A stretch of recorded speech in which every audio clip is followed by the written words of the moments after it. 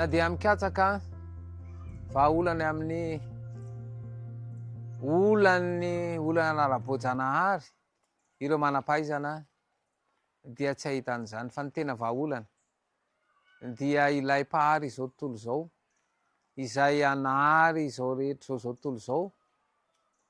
izay tsy nisy ota fa paradisa no noforonina fa rehefa tafiditra ny ota dia izao fampitehana fandringanana izao ny zavatra mitranga ka te amerina an'izay ka ny famerenana an'izay de programa ampahary ihany raha ny teny izy fa miala eto amin'ity toerana ity de ty tany ity zany marimariko andeha amboatra fitoerana ho anareo ary iverina indray izany hoe izay tenin'ny Kristy izay manambara fa anomana paradisa ho an'ny olombelona izy dia ahatonga ny hisarika ny fisainan'ny olombelona ino izany teny fikasana izany fa ity tontolo ity mamitaka ny olona mamilo ny sainany tsy ino izany fa de anaiky ny zavatra hitan'ny maso fa tsy hiakatra amin'ilay tsy hitan'ny maso ny tena fiainana any amin'ny tsy hitan'ny maso fa izao hitan'ny masontsika izao any de voafetra fotsiny ihany raha mijery eny hoe tsara tarehy ny voninkazo alazo anio e fa le fiainana mandrakizay izay omanin'i Jesosy ho an'ny olona de zay no anomanany ny olona amin'izao fotoana izao ka ireo fahoriana sy fijaliana ireo de fisedrana ny finoana ary hitarena ny olona mba ho tonga saina hoe hikatsaka le hoe aiza lay tena vahaolana ka rehefa miverina ao fandinihana ny soratra masina de atsapan'izany karaha ny soratra masina moa no miteny any Apokalipsy 2:7 sambatra izay mamaky sy miaino ny tenin'ity faminany ity fa antombotra zany hoe ity tany ity hifarana ny tantaran'ity tany ity ary ireo faminaniana miseho mialohan'ny fiavian'i Jesosy de efa miseho avokoa fa manahoana moa no toetra an'izany paradisa izay omanina izany de any zany dia tsy misy fahafatesana intsony tsy misy alahelo tsy misy fanaintainana ary zany no katsahana fa eo le famitahana atao an'ity tontolo ity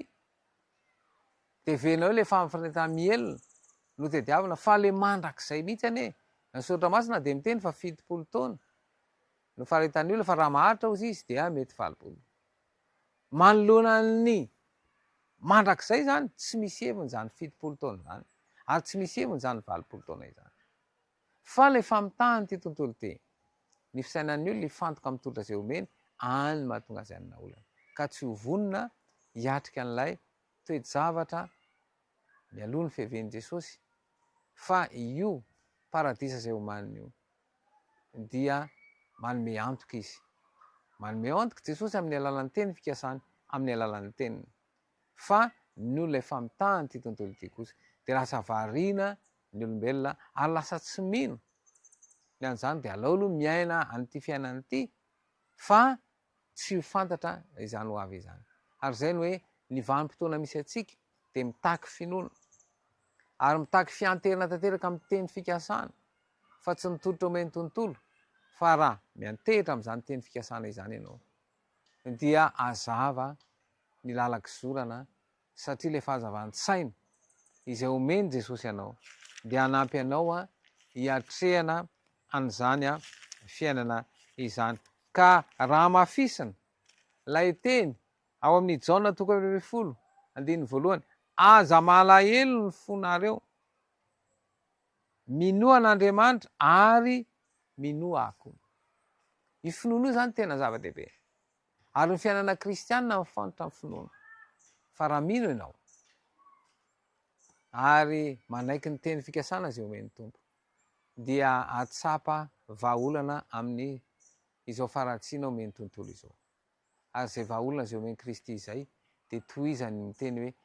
de miteny Kristy ao amin'ny 5 ao amin'ny Jaona 5:7 hoe 7 azavady hoe izao ny lalana sy fahamarinana ary fiainana tsy misy makany amin'ny ray afa-tsy amin'ny alalako Kristy zany ny lalana izy ny fahamarinana ary izy fiainana teny zao zany eto amin'ity fiainana ity raha manolotra ny fiainanao an' Jesosy ianao mankatony teny ianao de hisy fiainana hafa azonao hiainana de fiainana ao ambadiky zao fahoriana sy fijaliana zao. Afaka matsapa an'izany ianao raha miainao amin'i Kristy satria le fanamboarana ny fomba fijerinao, le fanavaozana ny fomba fisainanao, de ahafahanao mahazaka ny toe-javatra ary ahafahanao midera sy mankalaza ilay ray mandrakariva de rao mandrakariva any.